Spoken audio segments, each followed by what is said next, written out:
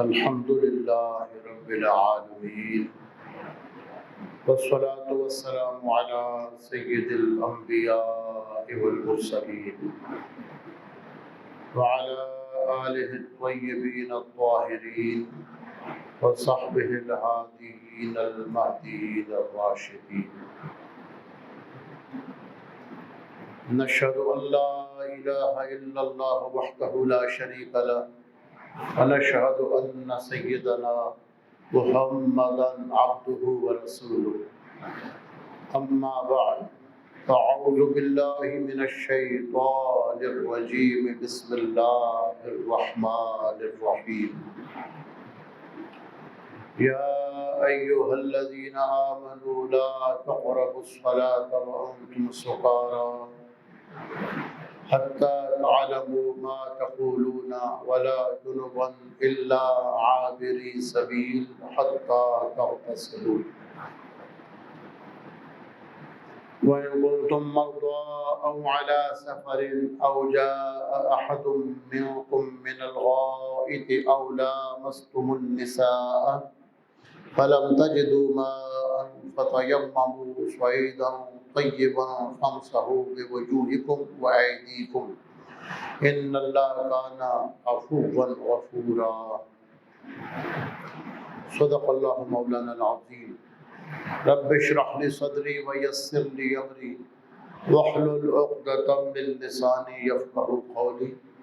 رب زدني علما رب زدني علما رب زدنی علما. ان اللہ وملائکته یصلون علی النبی یا ایھا الذین آمنوا صلوا علیہ وسلموا تسلیما. اللهم صل علی سیدنا محمد النبی الامی وعلی آلہ وسلم تسلیما. اللهم صل وسلم وبارک علی سیدنا محمد وعلی آل محمد فی کل لمحة ونفس بعدد کل معلوم لک. محترم حاضرین، محتشم سامعین، سورہ نساء کی آیہ مبارکہ 43 سے تلاوت کرنے کا شرف حاصل ہوا.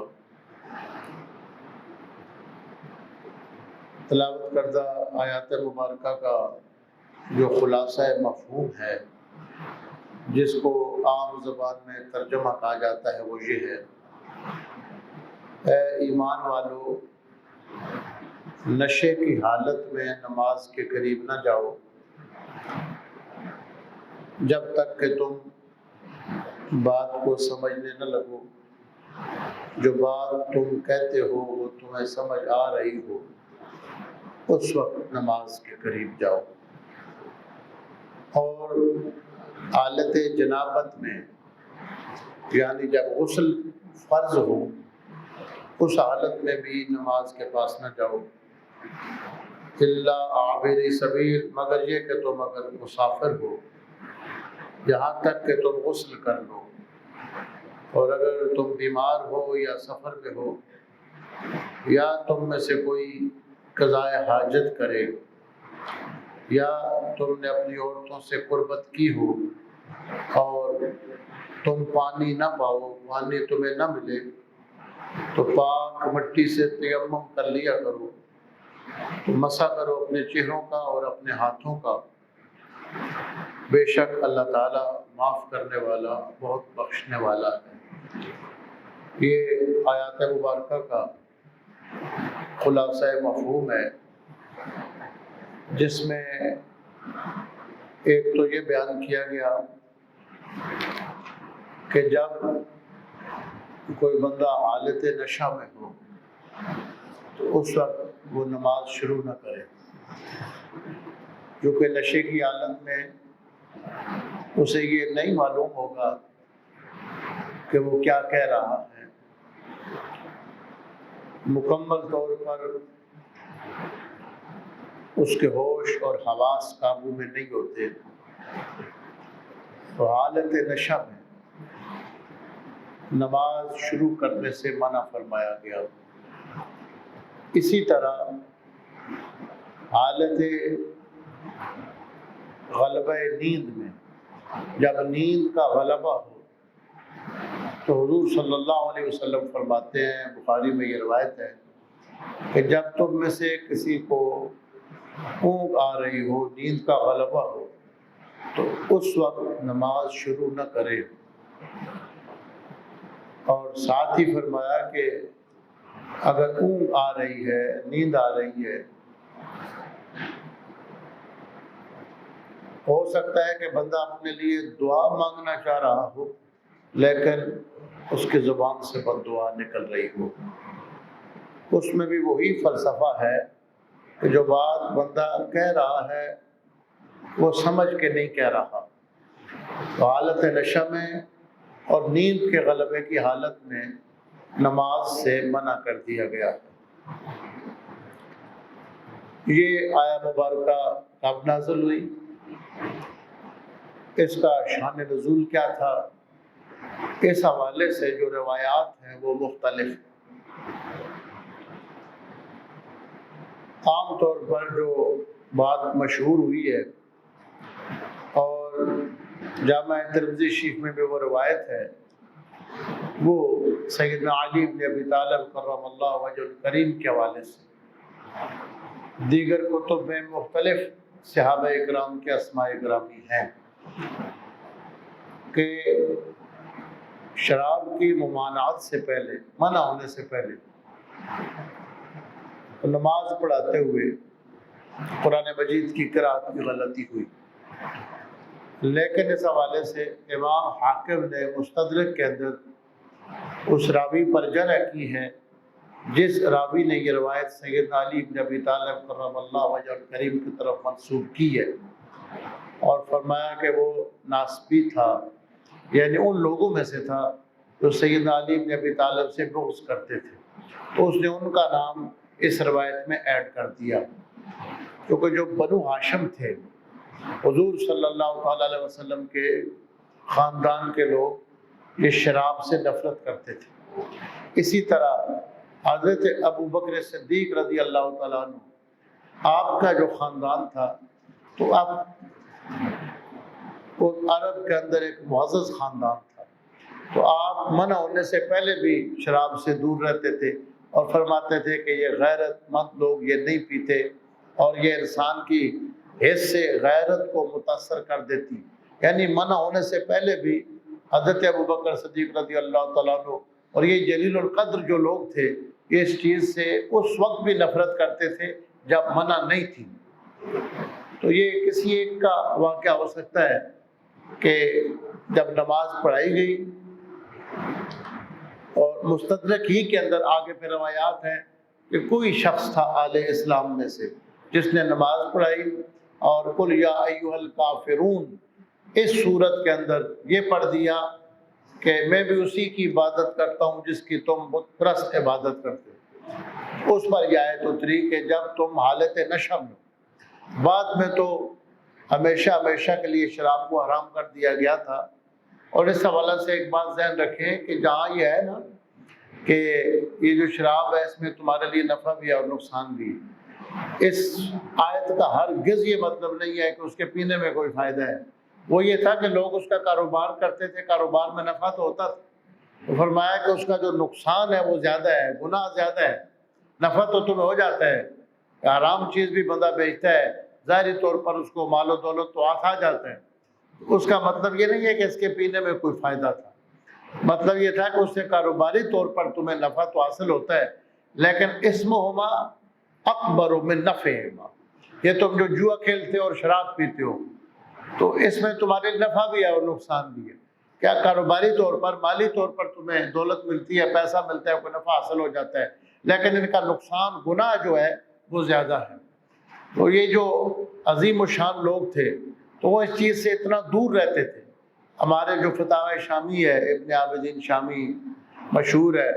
رد المختار علی الدر المختار، اس میں سیدنا علی بن ابی طالب کرم اللہ وجہ الکریم سے یہ روایت ہے کہ آپ فرماتے تھے کہ اگر کوئی ایسا تالاب ہو جس تالاب میں شراب کے قطرے گر جائیں اور پھر وہ تالاب خشک ہو جائے اور وہاں سبزہ پیدا ہو جائے، اور کوئی میری اونٹنی اگر اس سبزے کو بھی کھا لے تو میں اس اونٹنے کے اوپر سواری کو بھی جائز نہیں سمجھتا، اور اس کے دودھ کو، یعنی اتنے دور کی جو نسبت ہے اس کی کہ ایک شراب کا قطرے گر گئے تالاب کے اندر، وہاں پھر بعد میں گھاس پیدا ہو جائے اور پھر اس گھاس کو اٹھنی، یہ کسی چیز سے نفرت دلانے کے لیے اس طرح کی بات کی جاتی ہے، یعنی اتنے وہ اس چیزوں سے دور تھے۔ لا تقربوا الصلاة وانتم سکارا،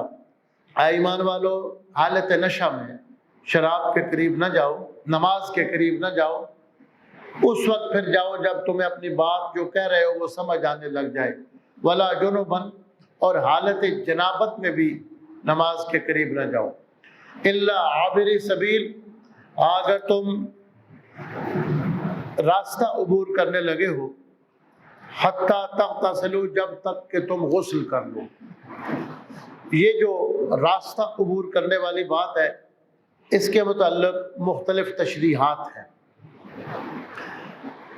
وہ انشاءاللہ آپ کی خدمت میں بیان کریں گے۔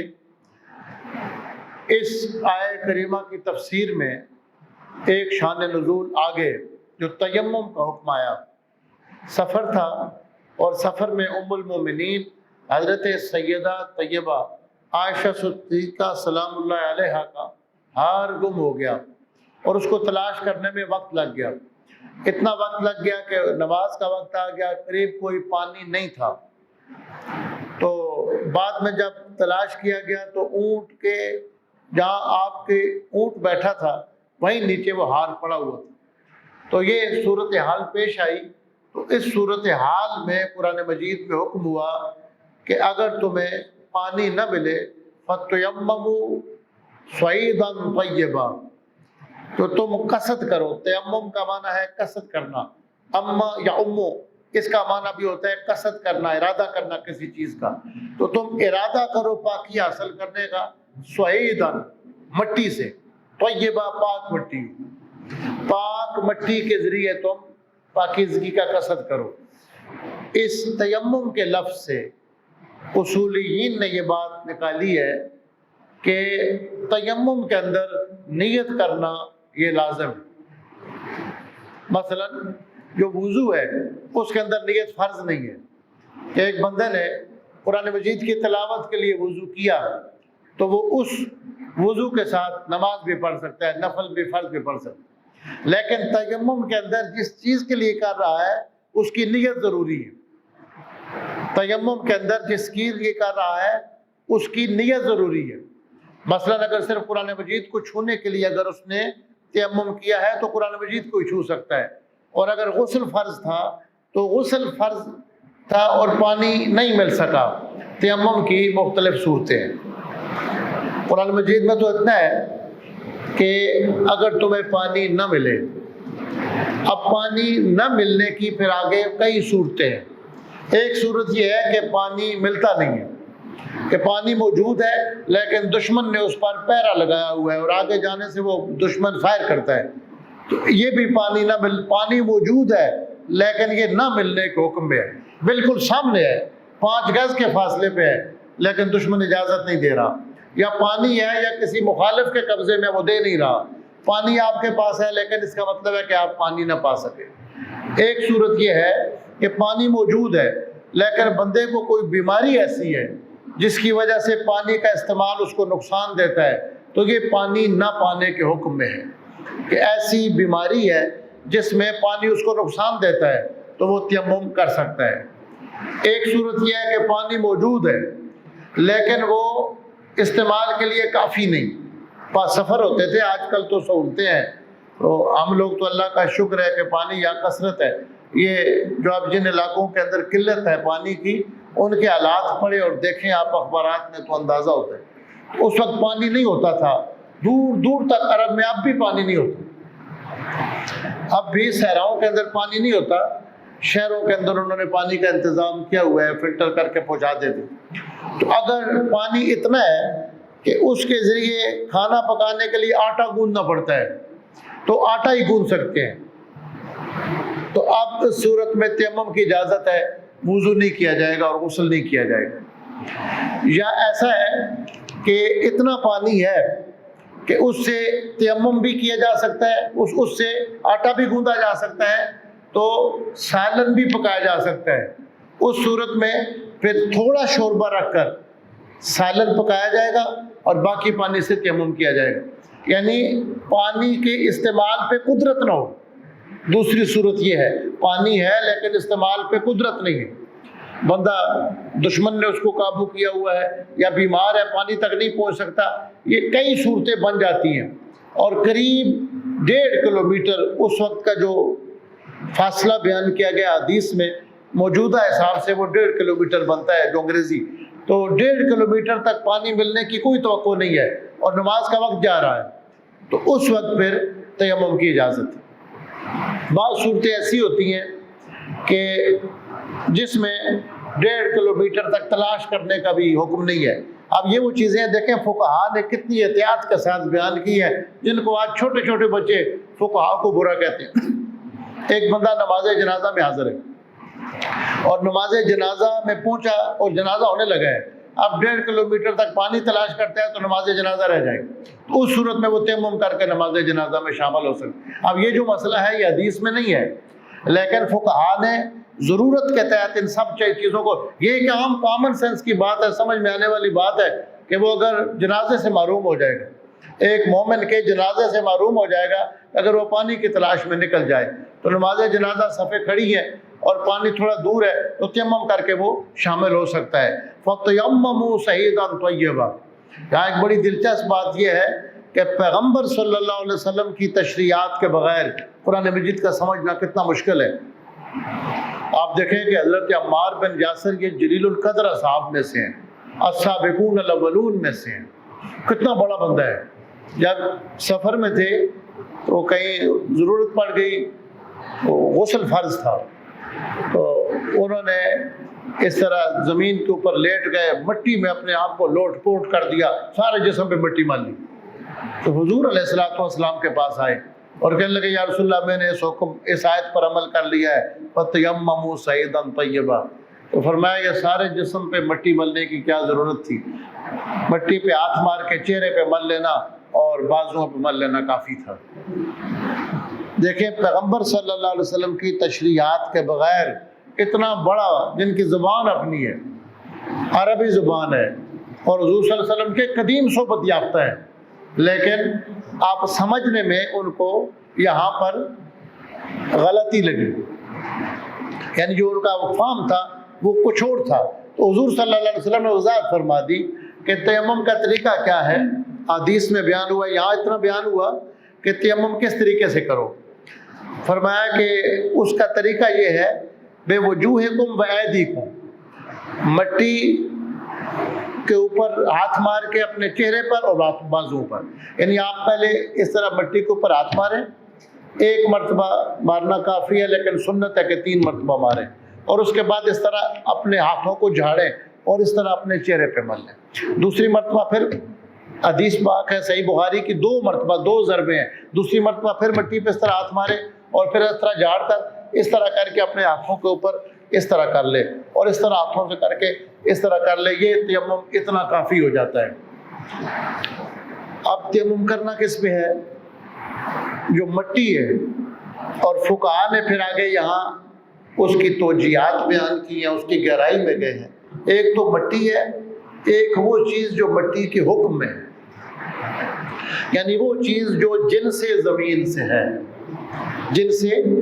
پتھر پر بھی مسح کیا جا سکتا ہے، اور ضروری نہیں ہے کہ اس کے اوپر دھول پڑی ہوئی ہو، یعنی پتھر جن سے زمین سے ہے، ایک تو مٹی،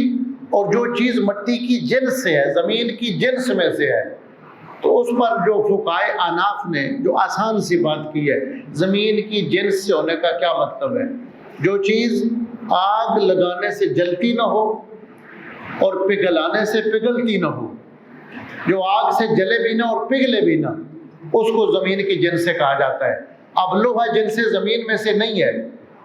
اس لیے کہ لوہے کو جب آپ آگ لگائیں گے وہ پگھل جائے گا۔ اب کاغذ ہے، اگر آپ اس کو آگ لگائیں گے تو وہ جل جائے گا، کپڑا ہے تو وہ جل جائے گا، جو جلانے سے جلتا نہ ہو اور پگھلانے سے پگھلتا نہ ہو، اس چیز پر تیمم کیا جا سکتا ہے۔ ہاں اگر لوہے کے اوپر اتنی گرد و غبار جمی ہوئی ہے کہ وہ مٹی محسوس ہو رہی ہے تو اس کے اوپر بھی تیمم کیا جا سکتا ہے. دیوار پر تیمم کر سکتے ہیں, سیمنٹ پر تیمم کر سکتے ہیں, چونے پر کر سکتے ہیں. یہ مسائل فقہاء نے بڑی تفصیل کے ساتھ بیان کیے ہیں. اب تیمم کے بارے میں پھر یہ کہ ایک بندے پر وضو ضروری ہے, نماز کے لیے وضو کرنا ہے, غسل فرض نہیں ہے, تو وضو کے لیے اس میں کوئی بھی اختلاف نہیں ہے صحابہ کرام کہ تیمم کیا جا سکتا ہے. غسل فرض ہے تو تیمم کیا جا سکتا ہے یا نہیں, اس میں حضرت عبداللہ بن مسعود اور حضرت سیدنا عمر فاروق رضی اللہ تعالیٰ عنہ یہ کہا کرتے تھے کہ غسل فرض ہو تو تیمم نہیں کرنا چاہیے.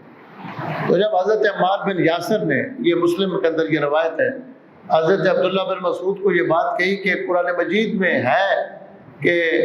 اگر تم حالت جنابت میں بھی ہو, تو حضرت عبداللہ بن مسعود نے فرمایا کہ اگر اس طرح آپ بات کرنے لگ گئے کہ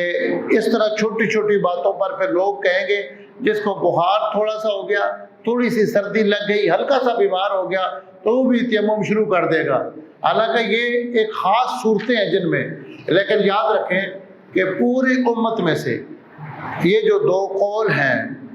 اور ان کو صرف منسوب کہنا بھی اس لیے درست نہیں کہ یہ بخاری میں, مسلم میں, مسند احمد اور حنبل میں سب میں موجود کہ حضرت عبداللہ بن مسعود اور حضرت عبداللہ بن مسعود اور حضرت عمر فاروق رضی اللہ تعالیٰ عنہ وہ یہ کہا فرمایا کرتے تھے کہ غسل فرض ہو تو نہیں کیا جا سکتا, لیکن اس نظریے کو باقی صحابہ کرام نے قبول نہیں کیا. جمیع صحابہ کرام جتنے باقی ہیں, تابعین, اتباع تابعین, فقہائے امت, سب کے نزدیک غسل فرض ہو تب بھی تیمم اس کی ضرورت کو پورا کر دیتا ہے, اور وضو اگر لازم ہو تو پھر بھی. وضو فرض ہو نا تو اس کو کہتے ہیں حدث اصغر, اور جو اگر غسل فرض ہو تو اس کو حدث اکبر کہا جاتا ہے. دونوں صورتوں میں تیمم کیا جا سکتا ہے. اب وہ حدیث مبارکہ آپ پڑھے صرف صحیحین کے اندر تو آپ دیکھیں کہ اتنی بڑی سی بات تھی, یعنی کا حلال و حرام کا معاملہ ہے. یعنی دو بندے ہیں وہ یہ کہتے ہیں کہ غسل فرض ہو تو تیمم نہیں کرنا چاہیے, باقی سارے کہتے ہیں کرنا چاہیے, لیکن ان میں سے کسی نے ایک دوسرے کو برا نہیں کہا. یہ جو آج یہ ایک ٹرینڈ چل گیا ہے چھوٹی چھوٹی باتوں پر اس کے پیچھے نماز نہیں ہوتی, اس کا یہ معاملہ ہے اور وہ کافر ہو گیا ہے, وہ اسلام سے خارج ہو گیا, وہ مشرک ہو گیا, وہ بدعتی ہو گیا ہے, تو یہ صحابہ کرام کے اندر یہ باتیں نہیں تھیں. ان کے اندر وسعت تھی, اور دوسروں نے اپنا نظریہ اپنا رکھا, باقی صحابہ کرام نے اپنا نظریہ اپنا رکھا. فَامْسَحُوا بِوُجُوهِكُمْ وَأَيْدِيكُمْ إِلَى الْمَرَافِقِ بِوُجُوهِكُمْ وَأَيْدِيكُمْ, اپنے چہروں کا مسح کرو اور اپنے ہاتھوں کا مسح کرو. تو تیمم کتاب اللہ, سنت رسول اللہ اور اجماع امت سے ثابت ہے, اور اس میں پھر یہ بھی کہ پہلی امتوں کے لیے تیمم کی اجازت نہیں تھی. یہ امت محمدیہ کو اللہ نے خصوصی فضیلت عطا فرمائی, خصوصی شرف عطا فرمایا کہ اس مجبوری کی صورت میں وہ تیمم کر سکتے ہیں جب پانی ملے نا, یا پانی ہو لیکن اس کے استعمال پہ قدرت نہ ہو. بندہ بیمار ہے یا پانی تک پہنچ نہیں سکتا, یا پانی بہت تھوڑا ہے, کھانے پینے کی ضرورت میں اگر وہ آتا ہے تو اگر وہ پی لیتے ہیں تو وضو کے لیے نہیں بچتا, تو اس صورت میں پھر پینا اتنا پئیں کہ اپنی زندگی بچا سکیں, اور باقی اگر نہیں بچتا تو وہ تیمم کر سکتے ہیں. یہ کچھ مسائل آج موقع کے مطابق بیان کیے ہیں. اللہ تعالی ہماری حاضری کو اپنی بارگاہ میں قبول فرمائے, ہمارے گناہوں کو معاف فرمائے.